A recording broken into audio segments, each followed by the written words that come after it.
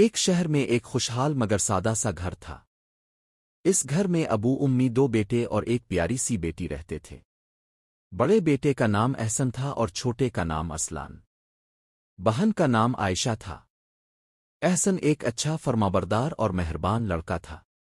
وہ ابو امی کی بات غور سے سنتا، عائشہ کا خیال رکھتا اور ہمیشہ سچ بولتا۔ ارسلان اس کے برعکس تھا۔ وہ ضدی، جلد غصہ کرنے والا اور اکثر بات نہیں مانتا تھا۔ وہ سوچتا تھا کہ جو دل کرے وہی ٹھیک ہے۔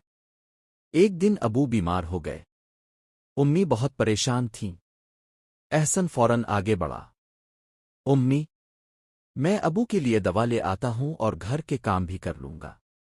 عائشہ نے بھی کہا، بھائی، میں آپ کی مدد کروں گی۔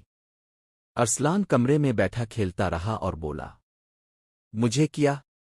میں تو چھوٹا ہوں۔ کچھ دن بعد اسکول میں ایک مقابلہ ہوا۔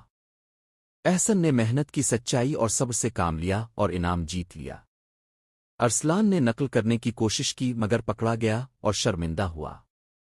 اس دن ابو نے دونوں بھائیوں کو پاس بٹھایا اور نرمی سے کہا، بیٹو، اچھا ہونا طاقت نہیں، عادت ہوتی ہے۔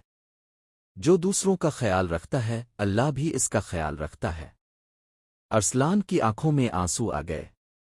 اس نے احسن سے کہا، بھائی، مجھے معاف کر دو۔ میں بھی اب جیسا اچھا بننا چاہتا ہوں۔ احسن نے مسکرا کر اسے گلے لگا لیا۔ عائشہ خوشی سے تالیاں بجانے لگی۔